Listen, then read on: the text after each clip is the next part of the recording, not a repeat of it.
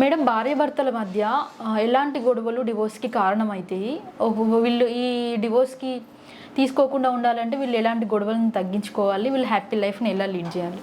Most of the times మేము చూసే clashes ఏంటి అంటే భార్యాభర్తల మధ్యలో విడాకులకు కారణమయ్యేవి first of all ego clashes. Okay, proper communication ఉండదు ఇద్దరికి. ఏదైనా ఒక గొడవ వచ్చిందంటే ఫస్ట్ ఆఫ్ ఆల్ వీళ్ళిద్దరు మాట్లాడుకోరు, ఇద్దరు ఫ్యామిలీస్ మాట్లాడుకుంటారు. ఓకే, ఫైనాన్షియల్ ఇండిపెండెన్స్ ఎక్కువ ఉంటుంది వైఫ్కైనా హస్బెండ్కి. ఇంతకుముందు ఒకరి మీద ఒకరు డిపెండెంట్ ఉండేవాళ్ళు.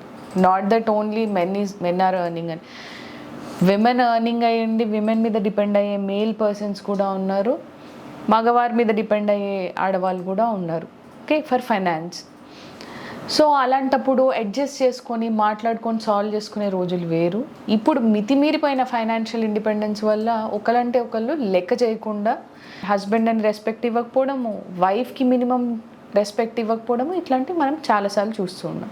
అవి కాకుండా కొన్ని రకమైన డిసీజెస్ని కప్పిపుచ్చి చెప్పకుండా, లేదు వాళ్ళ జాబ్స్ లేకపోయినా కానీ జాబ్లు ఉన్నాయని, విపరీతమైన ఫైనాన్షియల్ క్రంచెస్లో ఉన్న వాళ్ళు చాలా అప్పులైపోయి కానీ పెళ్ళి అప్పుడు మాత్రం ఏం చెప్పకుండా the minute when he or she gets married వీళ్ళకి బోల్డ్ అని అప్పులు ఉన్నాయని తెలిసిపోగానే ఇప్పుడు ఈ ఫైనాన్షియల్ బర్డెన్ అంతా నేను తీసుకోవాలా అని విడాకులకి అప్రోచ్ అయ్యే వాళ్ళు కూడా చాలామంది ఉన్నారు.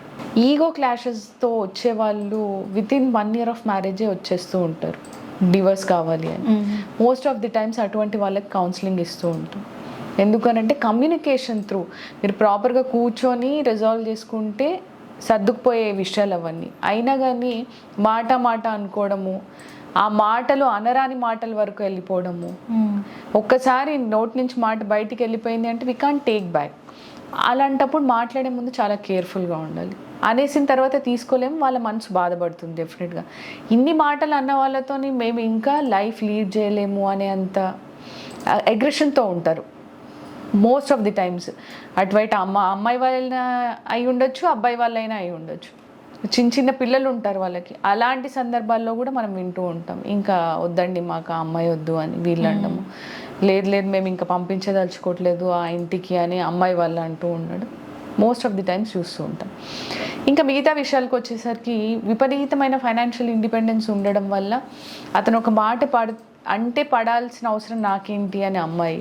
ఓకే, అసలు నేను ఇంత రెస్పెక్ట్ఫుల్గా చూస్తున్నా కానీ నేను యాజ్ ఇఫ్ మా ఫ్యామిలీ అంతా అమ్మాయిని ఓన్ చేసుకున్నా కానీ ఆ అమ్మాయి సంపాదించడం వల్ల నేను ఇలా మాట్లాడుతుంది, ఇట్లాంటి తలపొగరున్న అమ్మాయి మాకు అవసరం లేదు అని చాలామంది మోస్ట్ ఆఫ్ ది టైమ్స్ ఇవే వింటూ ఉంటాము.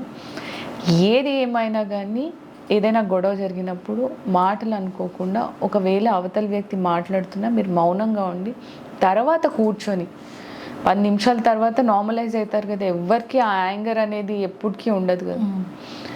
ఆ హీట్ ఆఫ్ ద మూమెంట్లో కామ్గా ఉండి తర్వాత అయినా మాట్లాడి సాల్వ్ చేసుకోవాలి. కానీ అన్నిటికీ డివోర్సే ఒక ప్రాబ్లమ్కి సొల్యూషన్ అయితే డెఫినెట్లీ కాదు.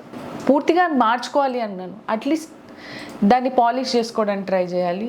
దానివల్ల వేరే వాళ్ళు అవతల వ్యక్తి హర్ట్ అవ్వకుండా ఉండడానికి ట్రై చేయాలి.